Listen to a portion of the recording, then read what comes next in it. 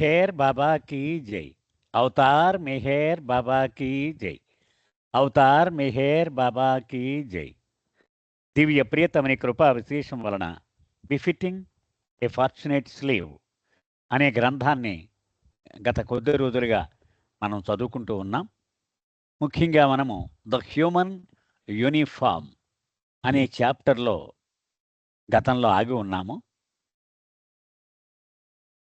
Erich యొక్క తల్లిదండ్రుల ఇల్లు అయినటువంటి మేరీ లాడ్జికి ఒక జీవన్ముక్త తరచూ వస్తూ ఉండేవాడు. అతని పేరు మోకాబాబా. ఎందుకంటే ఎవరితోనూ అతను మాట్లాడడు, కానీ ఒక జస్సావాలా కుటుంబ సభ్యులతో మాత్రమే మాట్లాడేవాడు అతను. ఆ వివరాలన్నీ మనం చదువుకుంటూ అక్కడ ఆగాం. As Gaimai served Moka Baba his food, he told her, "Remember, he and I are one. He the ocean, and I am like the river flowing into that same ocean. The one you are serving there is the same one you are serving here." ఆ మోకా బాబా గాయమాయి భోజనం వడ్డిస్తూ ఉండగా గాయమాయితో ఇలా అన్నాడట. ఏమన్నాడు? ఒక్కటి జ్ఞాపకం పెట్టుకో, అతడు అంటే మీ బాబా, నేను ఒక్కటే. అతడు ఒక మహాసముద్రము, నేను ఆ మహాసముద్రంలోకి సాగిపోతూ చేరిపోయేటువంటి ఒక నది వంటి వాడిని, దానిలోకి ప్రవహిస్తూ ఉండే ఒక నది వంటి వాడిని. అది అక్కడ నువ్వు అతనికి చేసే సేవ, ఇక్కడ నాకు చేసే సేవ ఒక్కడికే చేస్తున్నావు సుమా అని గుర్తుపెట్టుకో. ఇక ఎరిచి మాటలు. After Moka Baba had eaten, I asked him, will you come now for Meher Baba's darshan. Baba లోపల కూర్చుని ఉన్నారు ఆయన డైనింగ్ టేబుల్ దగ్గర. బయట వరండాలో మోకా బాబాకి భోజనం పెడుతూ ఉన్నారు వీళ్ళు. అది సన్నివేశం. సో ఎరిచ్ మోకా బాబాని అడిగాడు, ఇప్పుడు నీ భోజనం అయిపోయింది కదా, ఇప్పుడు లోపలికి మెహర్ బాబాని దర్శించుకోవడానికి వస్తావా అని అడిగాడు. హి looked at me and replied, come wear, wear the same ocean. ఎక్కడికి రావాలి నేను? ఎక్కడికి? లోపలికా? నేను అతను ఒకే మహాసముద్రాన్ని అని చెప్తున్నాను కదా. He's here with me. నేను ఇక్కడి నుంచి కదిలి లోపలికి రాక్కర్లే, నాతోటే ఇక్కడే ఉన్నాడు అతడు. So where is there to go? ఇంక వెళ్ళడానికి మరొక ప్రదేశం అంటూ ఏముంది? I don't follow what you were saying at all. Eruch అంటున్నాడు, అతని మాటలు నాకు ఏం అర్థం లేదు అప్పుడు. What was this ocean business? ఈ ఓషన్ గొడవ ఏమిటి మధ్యలో? ఈ సముద్రం గొడవ ఏంటి? So I just dropped it. సరేలే, నాకు అర్థం కాదని ఇంక విడిచిపెట్టేశాను ఆ subject. Many years later when Baba was dictating God speaks, he told me then. చాలా సంవత్సరాల తర్వాత బాబా నాకు గాడ్ స్పీచ్ డిక్టేట్ చేసి రాయిస్తూ ఉన్నారు. అంటే ఎరిచ్ అంటున్నాడు అనమాట. అప్పుడు ఒక చోట ఆగి బాబా ఇలా అన్నారు, remember that old man who came to your house in Nagpur. He was a jivanmukta, one who is God realised in the body but has no duty. అప్పుడు అంటే జీవన్ముక్త, పరమహంస, ఈ విషయాలన్నీ గాడ్ స్పీక్స్లో చెప్పి వ్రాయిస్తూ ఉన్నారు బాబా. అప్పుడు బాబా చెప్పారు, మీ ఇంటికి మేరీలాడ్జికి ఒక వృద్ధుడు వచ్చేవాడు గుర్తున్నాడా? అతడు జీవన్ముక్త, అతనే జీవన్ముక్త అంటే అన్నారు. అంటే అతడు భగవద్ అనుభవం పొందినటువంటి ఆత్మే శరీరంతో కొనసాగుతూ ఉన్నాడు. అది కానీ అతనికి సద్గురువులాగా ఒక విధి నిర్వహణ కర్తవ్యము అప్పగించబడలేదు. అతను జీవన్ముక్త. He experiences infinite power, knowledge and bliss and can make one other person realise. అది ఆ జీవన్ముక్త ఏం చేయగలడో బాబా చెప్తున్నారు. అతడు అనంత శక్తి, జ్ఞానము, ఆనందము, ఈ మూడు కూడా అనుభవంలో ఉంటాయి అతనికి. ఒక వ్యక్తిని తనంత వాడిగా చేయగలడు, అంటే అతనికి భగవద్ అనుభవాన్ని ప్రసాదించగలడు అని చెప్పారు Baba. So my thought is this, if ever one wants to achieve perfection, best is to be a jivanmukta. అప్పుడు నాకు అనిపించింది, ఆహా, ఎవరికైనా భగవద్ అనుభవం పొంది దేహంతో కొనసాగాలంటే జీవన్ముక్త కంటే బెస్ట్ మరొకటి లేదు అనిపించింది.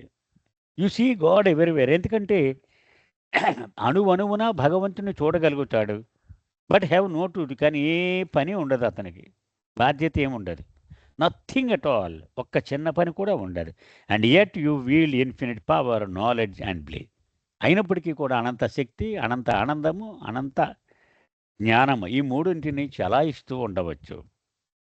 బాబా told me that we were very fortunate to have fed Moka Baba, but fortunate still more to feed him అని బాబా అప్పుడు చెప్పారు. ఏం చెప్పారు మా అందరికీ? మోకా బాబాకి ఆహారము పెట్టడము చాలా చాలా అదృష్టం మీకు, బాబా చెప్పింది. చాలా అదృష్టం. కానీ నాకు భోజనం పెట్టడం ఇంకా అదృష్టం అన్నారు. There is a saying Baba told me. అప్పుడు బాబా ఇలా అన్నారు, ఒక ఒక నానుడి ఉంది.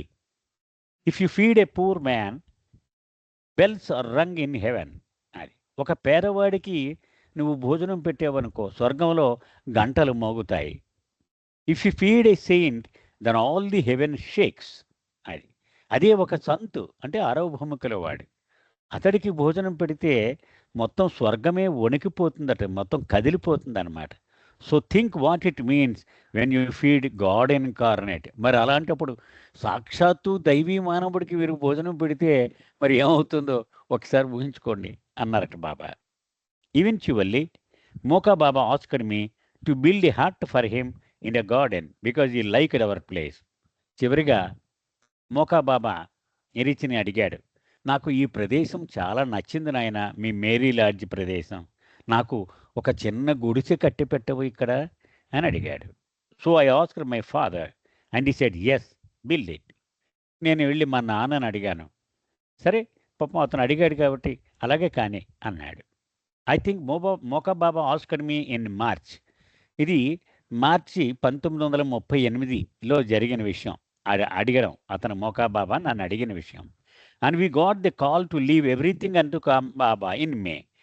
మే వచ్చేటప్పటికి బాబా నుంచి టెలిగ్రామ్ వచ్చేసింది, అన్నీ విడిచిపెట్టి తన దగ్గరికి వచ్చేయమని. He never showed up again at our place. ఇక ఈ టైంలో అతను మళ్ళీ ఒక్కసారి కూడా రాలేదు మా ప్లేస్కి. And there was no opportunity to build it for him before we left Mary Lodge. మేము ఈ మేరీ లాడ్జ్ వదిలిపెట్టి ఆయన దగ్గరికి వెళ్ళిపోయేలోగా అతను రాలేదు కాబట్టి ఇక గుడిసె ప్రస్తావన మళ్ళీ రానే లేదు. Baba had come into our life but we did not know anything about what that meant అని. అయితే మా జీవితాల్లో బాబా ప్రవేశించారు, కానీ ఆ టైంలో దీని అర్థం ఏమిటో కూడా పూర్తిగా మాకు తెలియదు. It was Moka Baba who taught us how one should behave with a master. అయితే మోకా బాబా మాకు చేసిన గొప్ప సహాయం ఏంటంటే ఒక గురువుతో ఎలా వ్యవహరించాలో మాకు నేర్పాడు ఆయన.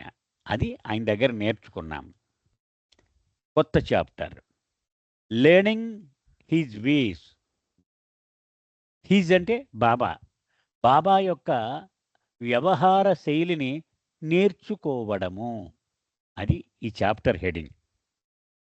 Erich was sitting on his bed with a thick cushion popped behind him to support his back while he gave the dictation. Balanced on his thigh was a clipboard. Erich వ్యవహార శైలి ఎలా ఉంటుంది, అతని గదిలో ఎలా కూర్చుంటాడు, ఇవన్నీ మనకి ఈ చాప్టర్లో వివరించి చెబుతూ ఉంది దవానా. ఆయన తన మంచం మీద కూర్చున్నాడు. వెన్ను నొప్పి కారణంగా పెద్ద దళసరిగా ఉన్న ఒక పెద్ద తలగడి పెట్టుకొని దాని మీద ఆనుకున్నాడు వెన్ను. అతను నాకు డిక్టేషన్ చెప్పి వ్రాయిస్తూ ఉన్నాడు. అతని తొడ మీద క్లిప్ బోర్డ్, అంటే పిల్లలు పరీక్షకు పట్టుకెళ్తారు చూడండి, ఒక ప్యాడ్ ఉండి క్లిప్ ఉంటుంది కదా, అది clipboard. As unusual as it might sound, Eruch's bed was his desk. అది ఒక పాశ్చాత్యుడికి ఇదంతా వింతగా అనిపించవచ్చు. ఎందుకని మంచం మీద కూర్చొని అతను ఆఫీస్ పని చేసుకుంటూ ఉండేవాడు ఎరిచ్, అది అతనికి అలవాటు. This is how which has been with Baba and his room continue to be his functioning Meherazad office until his last breath. Office room వేరేగా, పడక రూమ్ వేరేగా, కిచెన్ రూమ్ వేరేగా, ఇవన్నీ బాబాతో జీవించేవాడికి కుదరవు. బాబా విషయం ఎప్పుడూ సింపుల్. ఆయన అతి సాదాగా నిరాడంబరంగా జీవించేవాడు. అంచేత ఆయనతో జీవించడం ఇలాగే ఉంటుంది.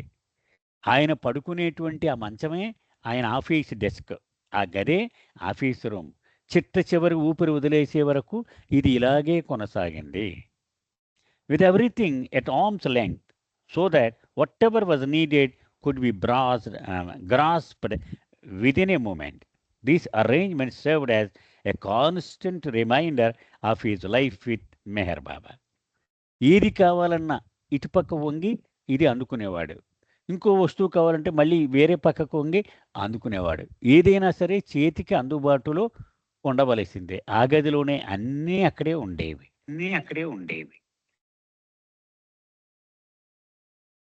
ఇరిచిస్ రూమ్ వాస్ ది మనోనాష్ క్యాబిన్. యాక్చువల్‌గా మనం ఒక్కసారి గతంలోకి వెళితే గనక బాబా నవజీవనం పూర్తి చేసుకొని, అంటే హైదరాబాదులో మనోనాష్ కేవ్‌లో ఆయన ఏకాంతవాసం పూర్తి చేసుకొని, కాలినడకన కొంతమంది పురుష మండలిని వెంటబెట్టుకొని మెహరాజాద్ చేరుకున్నారు. ముందుగానే కబురు పంపించారు పాద్రికి వాళ్ళకి. ఏమని? నేను మెహరాజాద్ ఆశ్రమానికి నేరుగా రాను. నేను ఏకాంతవాస పర్వతం మీదకెళ్ళిపోతాను. అక్కడ కొండ శిఖరం మీద నా కోసం ఒక క్యాబిన్ తయారు చేసి పెట్టాడు. ఓకే. అలాగే నాకు సహాయకులుగా ఉండేటువంటి మండలి వాళ్ళు నివసించడానికి గాను దానికి కొంచెం కింద ఒక 50 అడుగులు కిందిగా అక్కడ ఒక చదును ప్రదేశం ఉంది. ఆ శిఖరానికి క్రిందిగా. అక్కడ ఇంకొక షెడ్ వేయండి. అది ఆ మండలి వాళ్ళు మకా ఉంటూ ఉంటారు. బాబా తప్పట్లు కొట్టగానే వీళ్ళ పైకి ఎగవాకి బాబా దగ్గరికి వెళ్ళి ఏం కావాలో అడిగి అది సమకూర్చి మళ్ళీ వచ్చేస్తూ ఉండేవారు. సో 2 క్యాబిన్‌లు ఆ నవజీవనం చివర్లో కొన్ని నెలల పాటు బాబా వాటిలో నివసించి తర్వాత కిందకొచ్చేశారు. వచ్చేసినప్పుడు ఆ 2 క్యాబిన్‌లు తీసి ఇరిచ్ కోసం ఒక గది కింద తయారు చేయమన్నారు మెహరాజాదులో. అదే ఇప్పుడు ఇరిచ్ క్యాబిన్‌గా కొనసాగుతూ ఉంది. ఇది నేపథ్యం. ఇరిచ్ రూమ్ అసలు మనోనాష్ క్యాబిన్ కోసం వాడినటువంటి నిర్మాణం అది. And working with Eruch in this simple space made from the asbestos sheets originally comprising the walls of Baba's 2 cabins and seclusion hill gave me the feeling of living in a very history of the Advent while at one and the same time being focused on the daily routine. దవానా రాస్తోంది. అవతార పురుషుడు గడిపిన జీవితంలో నేను ఒక భాగం అయ్యాను అనేటువంటి భావన వస్తూ ఉండేది ఇరిష్తో కూర్చొని అతని గదిలో ఇక్కడ ఇలా పని చేయడం వల్ల. ఎందుకని? ప్రభు ఎక్కడైతే ఏకాంతవాసం చేశాడో అదే యాజ్బెస్టాస్ రేకులు తెచ్చి ఇరిచ్కి ఈ గదిని నిర్మించడం జరిగింది. అది అందులో నివసిస్తూనే నా దైనందిన జీవన కార్యకలాపాల మీద నా దృష్టి నిలుపుతూ ఉండేదానని. To give you a picture of Erich's workspace, next to his bed, midway down the hall, was a horizontal wooden beam, roughly 3 inches high and wide, and ran the length of the cabin. ఆవిడ ఇరిచి గదిలో ఆ వస్తువులు ఎలా ఉండేవో మనకి వివరించి చెప్తూ ఉంది. అసలు ఇరిచి ఎలా పనిచేసేవాడు, ఎలా జీవించేవాడో నేను చెప్తాను అంటుంది ఆవిడ. అతని మంచానికి కొంచెం దూరంలో ఒక డెస్క్ లాంటిది కట్టెతో చేసింది ఉండేది. The small shelf was wide enough for erase to put everything he needs for his office work. అది ఆ డెస్క్ మీద తనకు అవసరమైన వస్తువులన్నింటినీ దాని మీద ఉంచుకునేవాడు. ఉదాహరణకి ఏంటంటే డిక్షనరీస్, అతనికి రకరకాల భాషలు అవసరం అవుతూ ఉండేది. ఉర్దూ ఇవన్నీ కూడా, ఈ హిందీ, మరాఠీ, ఇంగ్లీష్, ఈ డిక్షనరీలన్నీ ఉండేవి.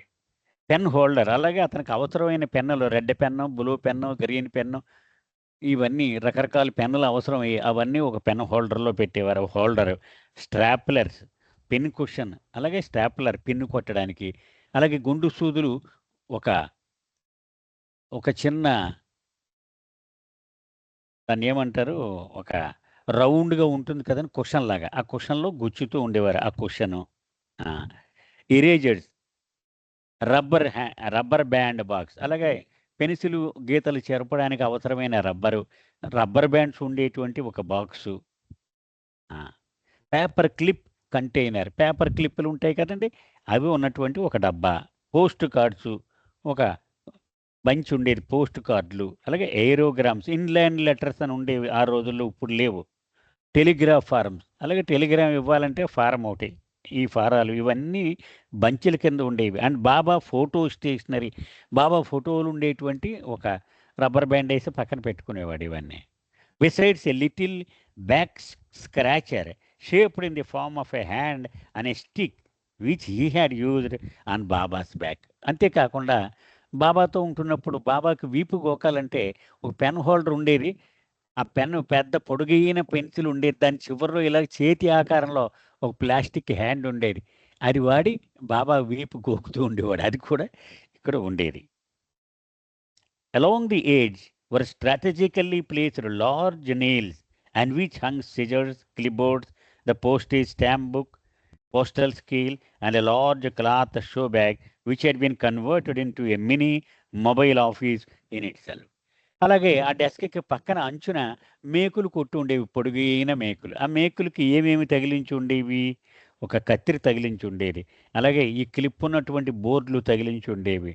అలాగే పోస్టల్ స్టాంప్స్ అన్ని రకాలుగాను ఉండి ఒక బుక్ ఉండేది. ఆ బుక్‌లో కవర్లు నుండి పెట్టేవారు. రూ. 5, రూ. 4, రూ. 2, పావలా ఇవన్నీ. ఇవన్నీ ఆ బుక్ కూడా ఒక మేక్‌కి తగిలించి ఉండేది. అలాగే పోస్టల్ స్కేల్ అంటే ఈ కవర్‌లో వచ్చే అవి ఓపెన్ చేయడానికి ఒక స్కేలు, స్టీల్ స్కేల్ లాంటి ఉంటుంది కదండీ! అదొకటి. తర్వాత ఒక గుడ్డ సంచి ఒకటుండేది. అది ఇరిచి ఎప్పుడైనా గురుప్రసాద్‌కి వెళ్ళినప్పుడు అక్కడ 2, 3 నెలలు ఉండేవారు కదా! వేసవి నెలల్లో. అప్పుడు అవసరమైనటు ఒక స్టాప్లరు, ఒక పంచరు, ఇలాంటివన్నీ వస్తువులన్నీ వేసి రెడీగా ఒక సంచి ఉండేది. During the summer months spent in Guru Prasad, this polka dot patterned hanging bag with many pockets of various sizes traveled with Erich for his veranda office there. Summer మంత్స్‌లో ఉండడం కోసం గురుప్రసాద్ వెళ్ళినప్పుడు ఈ సంచి పట్టుకెళ్తే సరిపోయేది. అందులో అన్నీ బోలెడు అరలు ఉండేవి అందులో. ఒక అరలో కత్తెరెట్టేవాడు, ఒక అరలో పెన్సిళ్ళు, పెన్నులు ఇవన్నీ పెడుతూ ఉండేవాడు. సో, గురుప్రసాద్ వరండాలో కూర్చొని ఆఫీస్ పని చేసుకుంటూ ఉండేవాడు. Each pocket had a specific purpose containing whatever supplies he might need. ప్రతి అరలోనూ ఏ వస్తువు ఎక్కడ పెట్టాలో అక్కడ పెట్టేవాడు. అన్నీ ఉంటాయన్నమాట ఆ బ్యాగ్‌లో. అది. At the foot end of the bed where I sat, Erich had placed another set of clipboards and scratch paper for dictation, as well as a stapler, pin cushion, and a notepad. అలాగే అతని మంచం కొంచెం పొడవుగా ఉంటుంది.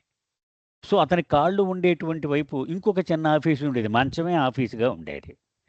నేను అక్కడే కూర్చునేదాన్ని. ఎరిచి తలవైపు కూర్చొని నాకు డిక్టేషన్ చెప్తూ ఉంటే నేను ఆ కాళ్ళ దగ్గర కూర్చొని డిక్టేషన్ తీసుకుంటూ ఉండేదాన్ని. అక్కడ మళ్ళీ ఇవన్నీ ఉండేవి. ఈ క్లిప్ బోర్డ్సు, అలాగే చెత్త పేపర్లు మనం ఒక పక్క ప్రింట్ అయ్యి ఒక పక్క ఖాళీ ఉందనుకున్నప్పుడు పడేసేవారు కాదు మండలి వాళ్ళు. వాళ్ళు ఉంచుకొని అక్కడ నోట్ చేసుకోవడానికి దానికి వాడుతూ ఉండేవారు. అవన్నీ కూడా ఉండేవి. అలాగే ఒక స్టాప్లరు, ఈ పిన్ కుషను ఇవన్నీ వాడేవారు. Anything that I might need to help him in the work was within my arm's reach. అక్కడెందుకు పెట్టాడంటే నేను పని చేసినప్పుడు నేను మళ్ళీ లేచి కావాల్సింది తెచ్చుకోవడానికి అవసరం లేకుండా నాకు కావాల్సినవన్నీ అక్కడే ఉండేలాగా అతను ఏర్పాటు చేశాడు. That particular morning we were in the midst of replying to a stack of pending letters when I heard another Mandali call my name from outside. ఒకరోజు చాలా ఒక దొంతరి ఉన్నటువంటి ఉత్తరాలు, అవి మేము ఇంకా సమాధానాలు రాయలేదు. అవన్నీ ఈవేళ ఎలాగైనా సరే ఇవన్నీ క్లియర్ చేసేయాలని పట్టుబట్టాడు ఎరిచ్. అవన్నీ రాస్తున్నాను ఒకటి ఒకటి నేను. ఈలోగా బయట నుంచి కిటికీలోంచి ఓ దవానా దవానా అని మరొక మండలి సభ్యుడు నా పేరు పిలుస్తున్నాడు. అది నా వినపడింది. The voice was so forceful. అంటే అతను చాలా గట్టిగా అరుస్తూ పిలుస్తున్నాడు. నెమ్మదిగా కాదు. And the call sounded so urgent. నువ్వు వెంటనే రావాల్సింది అనేటువంటి ఒక ఆదుర్ద కూడా ఆ గొంతులో నాకు కనిపించింది. That without further thought I jumped up to answer it. ఆ మంచం నుంచి ఒక్కసారి దూకి "ఆ! ఆ! వస్తున్నా" అని నేను ముందుకు దూకాను. In my haste I dropped the clipboard I had been holding on my lap. నా కొడ మీద ఈ ఉత్తరాలు కట్టపెట్టుకున్నాను ఈ క్లిప్ బోర్డ్. ఈ హడావుడిలో నేను ఒక్కసారి లేవడంతో ఆ ఉత్తరాలన్నీ ఎగిరిపోయి నేల మీద పడిపోయాయి. All the papers fell into the floor scattering everywhere. అవన్నీ గదంతా చిందరవందరగా ఎగిరిపోయినాయి ఆ కాగితాలన్నీ. I started to pick them up hurriedly. కంగారులో ఒక్కొక్క కాగితం తీద్దామని ప్రయత్నం ప్రారంభించా. But the insistent call continued. కానీ బయట నుంచి నేను దవానా, దవానా, దవానా అని పిలుస్తూనే ఉన్నారు. And so finally I just left everything and ran outside. అంచేత ఇంకా కాగితాలు అలా వదిలేసి ఏమైతే అయిందని పరిగెత్తుకుని బయటికెళ్ళాను. Eruch never said a word through all this. సిరీస్ అలా చూస్తూ ఉన్నాడు. నా గాబరా, నా హడావుడు ఒక్క మాట కూడా చెప్పలేదు. When I return he was sitting quietly in the same position as I had left him. నేను బయట పని చూసుకొని వచ్చేసాను. నేను వెళ్ళేటప్పుడు ఎలా కూర్చొని ఉన్నాడో, వచ్చేటప్పుడు కూడా అలాగే కూర్చొని ఉన్నాడు అతను. The only difference was the expression on his face. అయితే నేను కనిపించిన ఒకే ఒక్క తేడా ఏంటంటే, వెళ్ళేటప్పుడు ఒక వైఖరిలో ఉన్నాడు. ఇప్పుడు ఒక రకం మనోవైఖరి అతని మొహంలో కనపడుతోంది. He watched me in silence as I collected all the papers lying still on the floor. ఇప్పటికీ ఆ నేల మీద ఆ ఎగురుతున్న కాగితాలన్నీ ఒకటి ఒకటి ఏరుతున్నాను ఇప్పుడు. నా కేసి అలా నిశ్శబ్దంగా చూస్తూ ఉన్నాడు. I was so exasperated with myself. నా మీద నాకే విసుగొచ్చింది. That I exclaimed out loud. బయటికి గట్టిగానే ఇలా అనేసాను. Oh God! Why am I like this? నేను ఇలా ప్రవర్తిస్తున్నానేంటి? ఇలా అయిపోయానేంటి నేను? Finally when I had put everything back on the clipboard I took my usual place at the end of the bed. మొత్తానికి కాగితాలన్నీ ఏరేసి, ఆ క్లిప్‌కి పెట్టేసి, మళ్ళీ ఆ మంచంలో కాళ్ళు దగ్గర నేను కూర్చున్నాను. Sorry Eruch. I just don't know why I jumped up like that. Eruch I'm sorry అని చెప్పింది. నేను అలా ఎందుకు దూకేసి వెళ్ళిపోయానో నాకే తెలీదు. What is the matter with me? నేను ఇలా అయిపోవడానికి ఏంటి కారణం? It was not even that urgent after all. వాళ్ళు పిలిచిన విషయం కూడా అది ఏమి అర్జెంట్ కాదు. మామూలు పని గురించి పిలిచారు వాళ్ళు. He did not say anything for a few moments. హుహు. అలాగా.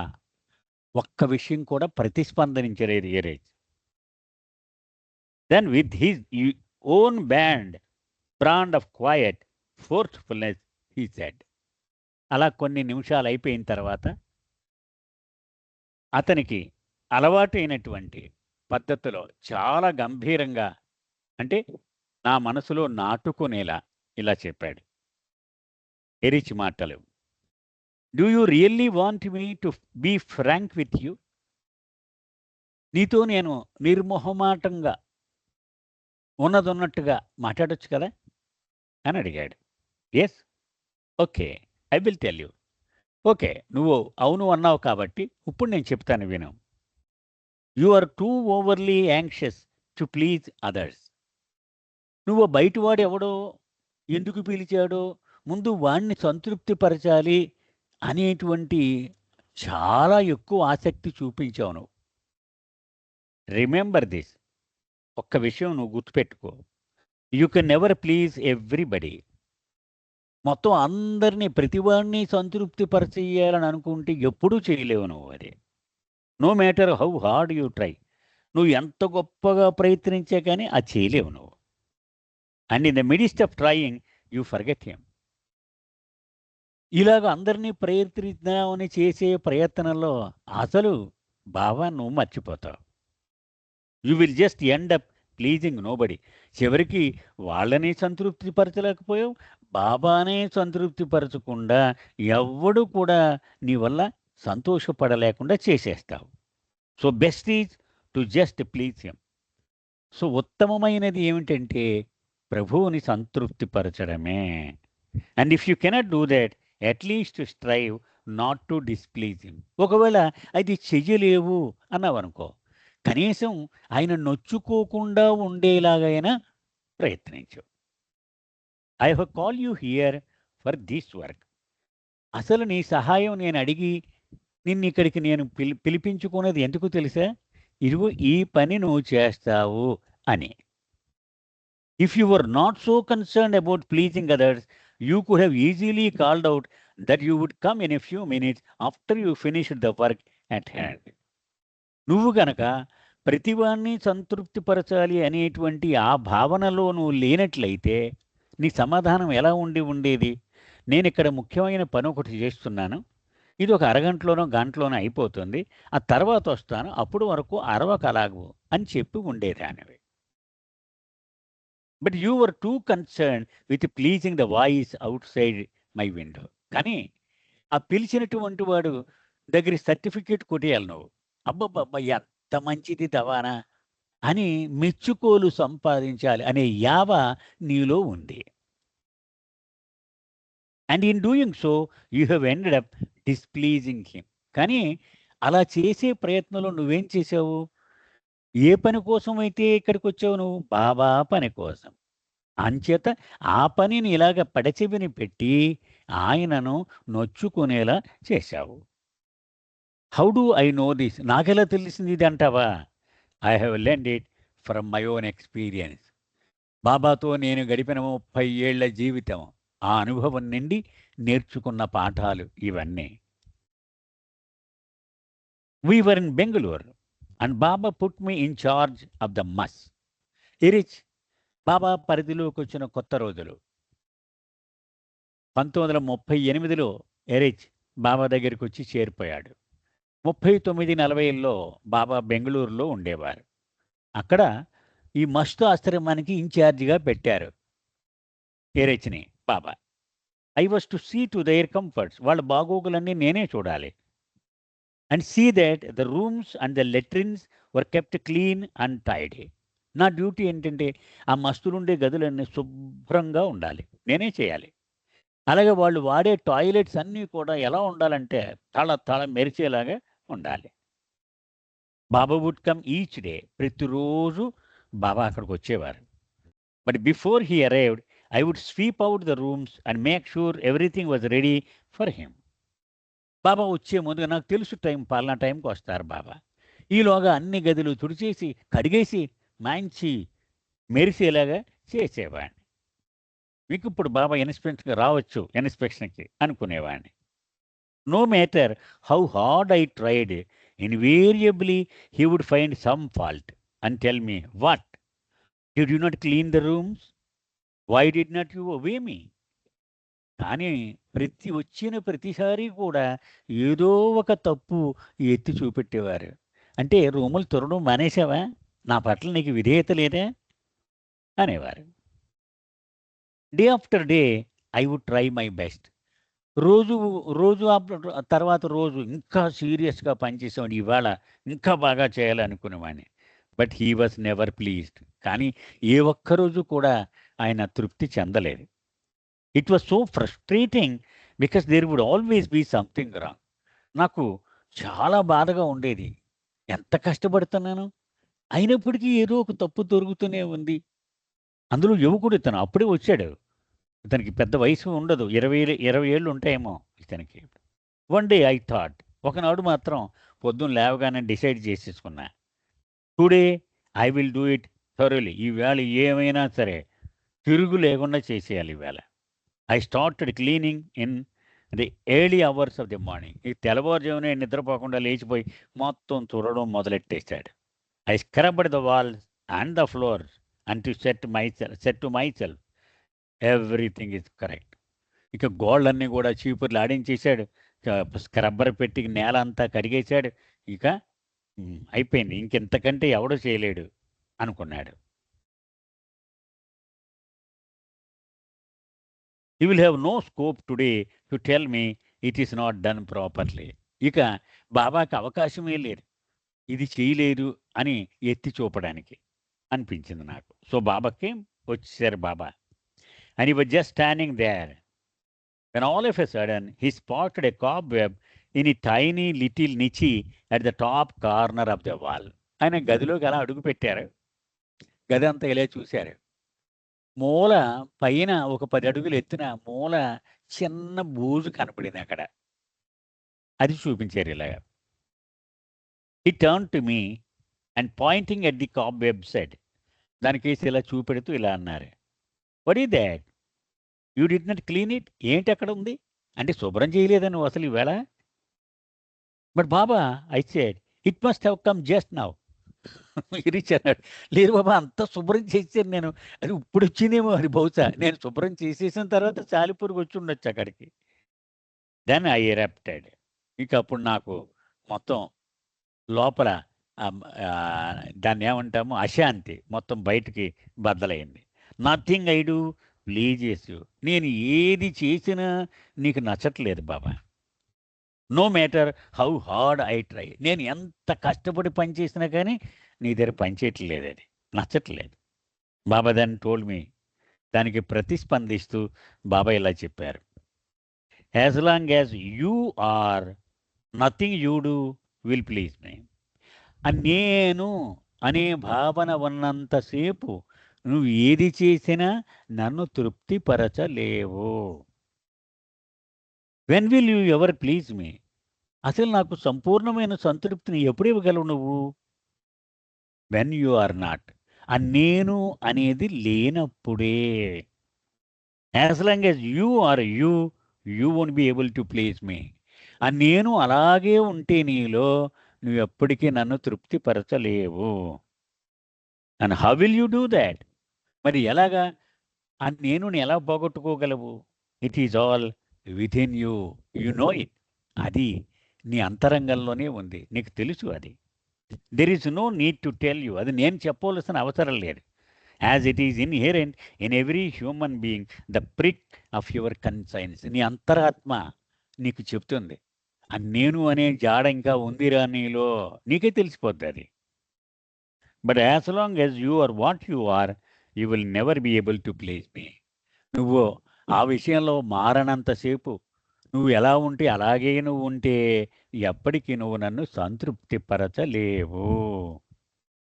చాలా కరకండిగా బాబా చెప్పారు. Eruch would often have me read to him in the afternoon when he had some free time before the post arrived. ఇక మధ్యాహ్నం ఏ 4 గంటలకో పోస్ట్ కవర్లు వచ్చేది. మెహరాబాద్కి పోస్ట్ కవర్ ట్రస్ట్ ఆఫీస్ నుంచి వచ్చేదనమాట, ఓ పెద్ద కవర్ వచ్చేది. ఈలోగా ఎరీచ్ ఏమనేవాడంటే, ఏదో బుక్ తీసి నాకు చదివి చెబుతూ ఉండు అనేవాడు. But first everything had to be ready for the work that would follow after the mail came. అయితే మేము ఎప్పుడు ఆ టపా రాగానే దానికోసం మేము సంసిద్ధంగా ఈ కత్తులు, కటార్లు, సిజర్లు ఇవన్నీ అక్కడ టేబుల్ మీద పెట్టుకునేవాళ్ళం. పెట్టుకుని అన్నీ సిద్ధం చేసిన తర్వాత అప్పుడు బుక్ రీడింగ్ మొదలెట్టేదాన్ని. ఎందుకంటే పోస్ట్ వచ్చిందంటే ఆ పనిలోకి మేము వెళ్ళిపోవాలన్నమాట. అది. In anticipation he would tell me to bring the surgical instruments from his room. Surgical instrument అంటే ఆ కవర్లన్నీ ఓపెన్ చేయడానికి అవసరమైన ఒక చాకు, ఒక బ్లేడు, ఒక కత్తిరి ఇవన్నీ రెడీగా పెట్టుకునేవాళ్ళం. That meant the letter opener, stapler, necessary pens. మళ్ళీ పెన్నులు ఎన్ని రకాలు ఉంటాయట, blue, red, black, bold tip and fine tip. అది అందులో బ్లాక్ పెన్, రెడ్ పెన్, అలాగే బ్లూ, రెడ్ ఉండేవి. బ్లాక్ 2 రకాలు, లావుగా ఉన్న టిప్పు, ఫైన్గా ఉన్న టిప్పు. అంటే ఆ ఉత్తరాల మీద అవి ఆ మార్కులు వాడేవాడనమాట, ఒక్కొక్క దానికి ఒక్కొక్కటి. రబ్బర్ బ్యాండ్స్, యూ క్లిప్స్ ఇవన్నీ కూడా రెడీగా పెట్టేవాళ్ళం. If the post arrived while I was reading, we would immediately put aside the book and begin attending to the correspondence, which would be delivered to Erich in a special pouch made for that purpose. ఒక పెద్ద గుడ్డ సంచిలోనో ఒక కవర్లో పెట్టి trust office నుంచి ఈ టపా అంతా వచ్చేది ఎరీచ్. ఆ గుడ్డ సంచి ఎరీచ్ చేతిలో పెట్టేదాన్ని అనమాట నేను. అంటే నేను చదువుతూ ఉన్నా సరే ఆ టపా ఉన్న కవర్ వచ్చేస్తే వెంటనే నేను పుస్తకం చదవడం ఆపి పుస్తకం పక్కన పడేసి ఈ పనిలోకి మేము వెళ్ళిపోవాలి. He would hand me the bag and expect me to take out all the letters. ఆ సంచి నా చేతిలో పెట్టేవాడు ఎరీచ్. ఇప్పుడు మొత్తం ఉత్తరాలన్నీ బయటికి తీ అనేవాడు. Leaving nothing accidentally behind. పొర్రపాటున ఒక ఉత్తరం కూడా వెనక్కి సంచిలో ఉండిపోకుండా జాగ్రత్తగా చూడు అనేవాడు. He showed me how to always stick my hand inside just to make sure that no letter had been forgotten. or had slipped under the seam of the bag's flap. అది చెయ్యి పెట్టి ఆ మూలలన్నీ తడవమనేవారు. ఒక్క లెటర్ కూడా అడుగుని ఉండిపోకుండా ఆ సంచిలో. ఆయన స్వయంగా నాకు చూపించేవాడు చెయ్యి పెట్టి. And occasionally thanks to his meticulous instructions I would find a letter or small chit left behind. నేను అతని ఆ జాగ్రత్తను పాటించి నేను అలా చేతులు పెట్టి వెతికినప్పుడు ఒక్కొక్కసారి దొరికేవి అడుగుని తగులుకుపోయి ఉండిపోయిన 1-2 letters. Then I would read out the name of whoever was to receive the letters. అంటే ఒక్కసారి బాబా సజీవంగా ఉన్న రోజుల్లో ఎలా ఉండేదో అదే కంటిన్యూ చేసేవారు. అది ఇప్పుడు ఇరిచ్ ఆ బాబా పాత్ర ఇక్కడ పోషిస్తూ ఉన్నట్టుగా లెక్క అనమాట. ఎలా ఉండేదంటే ఎవరికైనా ఒక ఉత్తరం వచ్చిందనుకోండి, కేర్ ఆఫ్ మెహర్ బాబా అనే రావాలి. అంటే ఎవరో ఒక వ్యక్తి సిడి దేశ్ముఖ్ ఇక్కడ ఉన్నాడు అనుకుందాం మేరాజాద్లో, C D Deshmukh care of Avatar Meher Baba అని రావాలి. సో అడ్రస్ సిడి దేశ్ముఖ్కి ఉద్దేశించబడి మండలిలో ఎవరికైనా ఎవరికి కొన్ని కవర్లు ఉండొచ్చు, కానీ అన్నీ బాబా దగ్గరికే వస్తాయి. బాబా ముందు స్వయంగా చూసేవారు, అవన్నీ చూసి అవన్నీ ఓపెన్ చేయించేవారు. ఆయన చూసి అప్పుడు వాడికి పంపించేవారు. అలాగే ఎవరైనా ఉత్తరాలు రాయాలి అంటే అవి బాబాకు చూపించాలి. అంత ఖచ్చితంగా ఉండేది. ఇప్పుడు ఎరిచి దగ్గర కూడా ఆ ఉత్తరాలు రాగానే కవర్లు బాలనాటుకు వచ్చినాయి ఈ 3 ఇలాగ కదా, భావు కల్చర్కి వచ్చినాయి ఈ 3 ఇలా ఇవన్నీ చూసేవాడు. He would always inspect the envelope, carefully noting whom it was from and whether the stamp had been left unmarked and thus could be reused. ఇవన్నీ ఇన్స్పెక్షన్ చేసేవాడు. ఆ కవర్ ఓపెన్ చేసి ఆ స్టాంపు పడిందా లేదా ముద్ర ఆ స్టాంప్ మీద అది కూడా చూసేవాడు. Only after all this was completed did he have me read out the letters that were addressed to him. అప్పుడు తనకు ఉద్దేశించి రాయమన్న ఉత్తరాలు పక్కకు తీయించి దాన్ని చదవమనేవాడు. If Eruch felt that the content should be noted by other mandali, ఒకవేళ తనకు వచ్చిన ఉత్తరాల్లోని విషయాలు మిగిలిన మండలి వాళ్ళు కూడా తెలుసుకుని తీరాలి అని అనిపించింది అనుకోండి ఎరిచ్కి, he would write their names, దాని మీద రాసేవాడు. బాలనాటు, బాబు, కాకాపార్య, మణి, మెహ్రా అని ఒక 5 పేర్లు రాసేవాడు. ఇది ఆ ఎన్వలప్ మీద. Each one was to tick mark their name after having read the letter and return it to him as quickly as possible. మనం ఒకటి గుర్తుపెట్టుకోవాలి, ఆ రోజుల్లో ఫోటో కాపీలు జెరాక్సులు లేవండి. అంచేది ఈ ఉత్తరం ఈ 5 పేర్లు రాయడం 5 దగ్గరికి తీసుకెళ్ళి వాళ్ళతో తొందరగా చదివించేసి ఆ పేరు ఎదురుగుంటే టిక్కు పెట్టించుకుని ఈ అమ్మాయి వచ్చేది. ఈ 5 టిక్కులు పడిన తర్వాత రీచ్కి ఒరిజినల్ లెటర్ పట్టుకొచ్చి ఇచ్చేది. అది పరిస్థితి. On the surface it appeared quite straightforward. ఇది బయటికి చాలా సింపుల్గా ఉంది అంతే కదా అనిపించవచ్చు మీకు. But beneath this routine was an undertow that caused strong currents. అది కానీ లోపల అనేక భావాలు ఉంటూ ఉండేవి. He had formulated this procedure after having been burned too many times during the course of his life with Meher Baba. బాబాతో ఎరిచ్చి గడిపిన జీవితంలో అనేక అనుభవాలు, అనేక దెబ్బలు, వీపు నిండా మచ్చలే అంటే అనుభవాలు, అవన్నీ ఉండడం వలన ఇటువంటి పద్ధతిని అతను ప్రవేశపెట్టాడు. He recalled that sometimes an important instruction or order from Baba had to be conveyed through the post. ఉదాహరణకి బాబా సతారాలో ఉన్నారు, లేకపోతే డెహ్రాడూన్లో ఉన్నారు అనుకుందాం, క్యాంపులో. అక్కడ బాబా ఎరిచ్చిని పిలిచి అనేవారు, ఇదిగో ఈ నా సందేశం, నా ఆజ్ఞని మండలి వాళ్ళందరికీ తెలియాలి అని చెప్పేవారు. Only a few of the mandali were with Baba at Mehrabad. The majority of them were living at Mehrabad. అలాగే మండలిలో పురుష మండలిలో కొద్దిమంది మెహరాజాద్లో ఉండేవారు బాబా కూడా. మిగిలిన మగవాళ్ళందరూ మెహరాబాద్లో ఉండేవారు. వాళ్ళందరికీ తెలియాలి ఈ ఇన్స్ట్రక్షన్. మెహరాజాద్లో ఉన్న వాళ్ళకి మాత్రమే కాదు. ఉదాహరణకి chits would go back and forth between the 2 places. అంచేత బాబా రాసినటువంటి సందేశాన్ని ఎరిచి రాసి దాన్ని మెహరాబాద్ పంపించి వాళ్ళని చదివినట్టుగా వాళ్ళకి చూపించి మళ్ళీ తెమ్మనేవాడు. Sometimes an individual would deny ever having received the letter of instruction. ఒక్కోసారి మేరాబాద్‌లో ఉన్న మండలి మెంబర్, "అబ్బబ్బే! నాకు తెలీదు బాబా, నువ్వు ఇలాగ ఆజ్ఞాపించావని. మాకసలు ఆ విషయం అందనే లేదు" అని చెప్పేవారు. Particularly if the work did not go as Baba wished. ఈ గొడవంతా ఎప్పుడొచ్చేది? బాబా అనుకున్నట్టుగా పని జరగనప్పుడు వెంటనే బాబా, "ఎవడు చేయలేదు రమ్మనండి వాడిని" అనేవారు. "ఏ నీకు తెలీదా ఇది? నేను చెప్పాను కదా!" అనేవారు. "లేదు బాబా, నువ్వు చెప్పినట్టుగా నాకు తెలీదు" అనేవాడు ఆ వ్యక్తి. In such instances it would be Eruch who felt the brunt of Baba's displeasure. వెంటనే బాబా ఎరీజ్ కేసి తిరిగి, "ఇన్నాళ్ళబట్టి ఉంటున్నావు. నీకు బుద్ధి లేదా? ఏమిటి? ఈ కౌరు ఎళ్ళలేదో లేదో చూసుకోవద్దా నువ్వు? ఆడికి వెళ్ళలేదట. దీనికి ఏం చెప్తావు నువ్వు?" అనేవారు. So, because he had the responsibility of sending the messages. So, Baba ఇచ్చిన సందేశాన్ని సంబంధిత వ్యక్తులందరికీ వెళ్ళేలా జాగ్రత్త పడవలసిన బాధ్యత ఎరిచిదే కాబట్టి. So, he revised this method of asking those concerned to put a check mark next to their name. కాబట్టి ఆ దెబ్బలు తిని ఈ కొత్త పద్ధతి కనిపెట్టాడు. ఉదాహరణకి 5గురు మండలి సభ్యులకి ఈ వార్త వెళ్ళాలనుకోండి. ఈ వార్త రాసి 5 పేర్లు రాసి, పేరు ఎదురుగుంటే టిక్ పెట్టించుకొని రమ్మనేవాడు. అంటే వాడి తర్వాత నేను చూడలేదన్నా కుదరదు. వాడు అక్కడ టిక్ చూపించేవాడు. "బాబా ఇదిగో వీడు చదివాడు. టిక్ పెట్టాడు చూడు" అనేవాడు. Acknowledging that they had received and read the chit. అది ఈ టిక్ రుజువు అనమాట. వాడు అందుకున్నట్టు ఆ వార్తని, అలాగే దాన్ని చదివినట్టు, అర్థం చేసుకున్నట్టు అర్థం. Of course others were not always happy about it. మిగిలిన వాళ్ళు తిట్టుకుంటూ ఉండేవారు ఈ రిచ్‌ని. ఎందుకని? ఏదో వాళ్ళ పనులు వాళ్ళకుంటాయి కదా! ఇతను అర్జెంట్‌గా ఇది చదివేసి టికెట్ ఇస్తే గాని నేను ఎళ్ళననేది ఆ అమ్మాయి. అంటే మరి వాడికి ఎక్కడ కుదురుతుంది? Everyone had their own work. వాళ్ళకి ప్రయారిటీస్ 1, 2, 3, 4 ఉంటాయి కదా!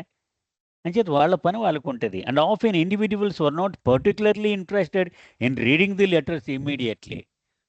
ఉదాహరణకి మనం ఏదో ఆంధ్ర నుంచి ఓ పెద్ద ఉత్తరం 15 పేజీల ఉత్తరం రాసామనుకోండి. మేము మొన్న మౌనానికొచ్చాం. అప్పుడేమో ఇలా చేశారు. అవి నచ్చలేదు మాకు. ఇలా ఉంటే బావుంటుందనుకుంటున్నాం. ఈ మార్పులుంటే బావుంటది. మీరేమంటారు మీరు? అని రాశారనుకోండి. ఈ ఉత్తరం చదివి ఇది మండలి వాళ్ళందరికీ చూపించండి. పట్టుకెళ్ళి ఈ పెద్ద 15 పేజీల ఉత్తరం ఇచ్చి ఇప్పుడే చదివేసి నాకు అర్జెంట్‌గా ఇచ్చేయాలంటే వాడికి కడుపు మండుద్ది వాడికి. ఎందుకని వాడికి ఏదో ఇంకో అర్జెంట్ పని ఉంటదక్కడ. కదా! But Eruch was always in a hurry to get back the letters. Eruch మాత్రం ఆ ఉత్తరం పట్టుకెళ్ళి మళ్ళీ వెంటనే నాకు తెచ్చి అప్పజెప్పే వరకు నువ్వు ఎక్కడ కూర్చోకు అనేవాడు. ఎందుకంటే ఆ ఉత్తరాలన్నీ అంత పర్ఫెక్ట్‌గా ఫైల్ చేస్తూ ఉండేవాడు. Because only after everyone had read them could he then respond to them. అందరూ చదివి వాళ్ళ ఉద్దేశాలు చెప్పిన తర్వాతే దానికి సమాధానం ఇరీచ్ రాయాలి. కాబట్టి అతను అది మళ్ళీ తిరిగొచ్చేదాకా నిద్రపోయేవాడు కాదు. Any duty that had been entrusted to Erech during Baba's lifetime, he continued to carry out with the same thoroughness and concern as he had when Baba was physically present. ఇది చాలా ముఖ్యమైనటువంటి విషయం. బాబా సజీవంగా దేహముతో ఉన్నప్పుడు ఎంత ఖచ్చితంగా, ఎంత ప్రాంప్ట్‌గా ఈ కరెస్పాండెన్స్ చూసేవాడో, బాబా భౌతిక దేహ నిర్యాణము తర్వాత కూడా బాబా ఉన్నట్టే అతను ఎంచి అంత ఖచ్చితంగా చేస్తూ ఉండేవాడు. Baba never liked procrastination when it concerned his work. ఆయన పనికి సంబంధించి బాబా వాయిదా వేయడం ఎప్పుడూ ఇష్టపడేవారు కాదు. వెంటనే ఇప్పుడే అయిపోవాల. ఇప్పుడే అంతే. But I was often caught in the middle. నేను అంటే దవానా చెప్తోంది. ఇరిచి మధ్యన, ఈ మండలి వాళ్ళ మధ్యన ఒక్కొక్కసారి ఇరకాటంలో పడుతూ ఉండేదాన్ని మధ్యలో నేను. In that age old positioning of carrying correspondence that the other party has no interest in reading a kill the messenger no win situation అది. ఇప్పుడు అవతల వాడికేమో ఈ ఉత్తరం చదవడం మీద ఇంట్రెస్ట్ ఉండదు. వాడికి ఏదో వేరే పని ఉంటది. ఈయనేమో నా కాగితం చదివించేసి టిక్కులు పెట్టించి తీసుకొచ్చేయి అంటాడు. First Eruch would have me take the letter to the individual in question. ప్రతి వాడి దగ్గరికి పట్టుకెళ్ళమని చెప్తాడు ఎరిచ్ నన్ను. That party usually had their own priorities and not being in the same haste to send an answer as Eruch would find his request irritating. ఈవిడ నుంచునేది. ఇంక నుంచునబెట్టేమో ఎళ్ళి తర్వాత పంపిస్తాలే నేను అనేవాడు. లేదు ఇప్పుడే మీరు ఇచ్చేయాలి దాన్ని. నేను ఇరిచ్‌కెళ్ళి చూపించాలనేది. చిరాకు పడేవారు వాళ్ళు. That party usually had their own priorities, and not being in the same haste to send the answer as Erich would find this irritating. I would return to Erich, informing him that the note had not yet been read. నేను నెమ్మదిగా వచ్చి, ఇగో బాలనాటు గారు చూడమన్నారు కదా, ఆయన చాలా బిజీగా ఉన్నారట, తర్వాత ఇస్తా అన్నాడు అని ఎరిచ్కి చెప్పేదాన్ని. He would then instruct me to go back and insist that it be done promptly. బాబా పనిది, మిగిలిన పనులని పక్కన పెట్టమను, ఇది చదివి ఇచ్చేయమని వెంటనే నేను చెప్పాను, నేను మళ్ళీ వెళ్ళి చెప్పు అనేవాడు. Later in the evening, after the work was finished, Erich might then broach some situation that has occurred during the day, conveying to me the importance of learning to be diplomatic. పనులన్నీ అయిపోయాక సాయంత్రం ఖాళీగా కూర్చున్నప్పుడు నా దగ్గరికి పిలిచేవాడు. Erich, కూర్చో ఇలాగా అనేవాడు. అప్పుడు నువ్వు కొంత డిప్లొమసీ అంటే నేర్పుగా పనిని చక్కబెట్టేటువంటి దాన్ని ఏమంటామో ఆ నైపుణ్యం అది సంపాదించాలి, అది నేర్చుకో మరి నువ్వు అనేవాడు. If Baba told you to do something, you have to learn how to do it. Baba ఒక పని నీకు అప్పగించాడు అనుకో, అది ఎలా చేయాలి అనే నేర్పు నువ్వు నేర్చుకోవాలి, అలవర్చుకోవాలి. How to carry it out so that the end result would be what he wanted. నువ్వు ఎలాగో మాట్లాడినా ఏం చేసినా సరే చివరికి బాబా అనుకున్నట్టుగా అది సాధించాలి. దానికి కొన్ని మెళుకువలు నువ్వు అలవాటు చేసుకోవాలి. Some times Erich asked me what exactly I had said. ఉదాహరణకి బాలనాటు గారికి ఆ ఉత్తరం చూపించమన్నాడు. బాలనాటు గారి దగ్గరికి వెళ్ళి, ఇగో ఇది అర్జెంటుగా మిమ్మల్ని ఈరిచ్చి చూడిచి ఇచ్చేమన్నాడు అని నుంచి ఉందనుకోండి, నాకు ఇప్పుడు ఎక్కడ, నాకు ఇదిగో పొయ్యి మీద పాలు ఉన్నాయి, అదే కాఫీ తాగాలి, నేను తర్వాత చూస్తాను, ఒకటి పెట్టి వెళ్ళిపో అన్నాడు. అది వచ్చి ఇరిచ్కి చెప్పింది అనుకోండి, అప్పుడు ఇరిచ్ అనేవాడు, నువ్వు ఖచ్చితంగా ఏం చెప్పావు బాలనాటికి ఒకసారి చెప్పు నాకు అనేవాడు. Often he reprimanded me. ఒక్కోసారి నన్ను సున్నితంగా మందలించేవాడు. Why did you say it that way? అలాగెందుకు చెప్పావు? Did not I tell you to say it like this? నేనేం చెప్పమన్నాను? నేను నిన్ను, ఇగో ఇరిచి చాలా ఉత్తరాలు ఉన్నాయి, అంచేత మీరు ఇచ్చేస్తే చెక్కమని మిగిలిన వాళ్ళకి కూడా చూపించాలి. ఇవన్నీ అయితే కానీ పాపం ఎరిచి దీనికి సమాధానం రాయలేడు. ఆయన ముసలాయన అయిపోయాడు కదా, మరి ఆయన వయసు రీత్యా, ఆయన టైం రీత్యా మరి కొంచెం మిగిలిన విషయాల కంటే దీనికి ప్రయారిటీ ఇవ్వాలని కొంచెం రిక్వెస్ట్ చేయమన్నాడు అని ఇలాగా నేర్పును ఉపయోగించి చెబితే వెంటనే చూస్తాడు కదా, అయ్యో పాపం ఇబ్బంది పెట్టొద్దులే, ముందు ఆ పని చూసేద్దాం అని చేసేస్తాడు. The instructor has failed. అప్పుడు నీకు నేను సరిగ్గా నేర్పలేకపోయానన్నమాట అనేవాడు Eruch. He would say no I said.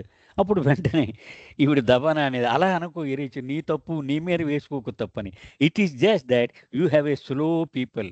నీ స్టూడెంట్ ఉందే దబానా, చాలా మొద్దు బుర్ర, దానికి అర్థం కావట్లేదు అని చూసుకో, అంతేగాని ఆ తప్పును నీ మీద వేసుకోకు అనేది. The way you express your self is so important. ఎప్పుడు ఇరిచి చెప్పేవాడు, నీ మాట ఎలా చెప్పేవు, నీకు కావలసిన విషయాన్ని ఎలా వ్యక్తపరిచేవు అనేది చాలా ప్రధానం నువ్వు పనిని రాబట్టడంలో. Speak the truth in such a way that you do not compromise another but say it out. అది ఒక సత్యాన్ని చెప్పడం ఎలాగా అనేటువంటి చెప్తున్నాడు అనమాట. రాజీ లేకుండా నీ విషయాన్ని స్పష్టంగా అవతల వాడికి అందించగలగాలి. How you say something and the tone of voice you use makes all the different. నువ్వు చెప్పేటువంటి తీరు, అలాగే నువ్వు వాడేటువంటి స్వరము, ఈ రెండు చాలా తేడా తీసుకొస్తాయి ఆ పనిని చేయించేటువంటి విషయంలో. అది అది బాబా దగ్గర నేర్చుకున్న విషయము అని ఇక్కడ ఈరోజు ఆపుదామండి. అవతార్ మెహర్ బాబాకి జై. జై బాబా అండి నాగేశ్వరరావు గారు.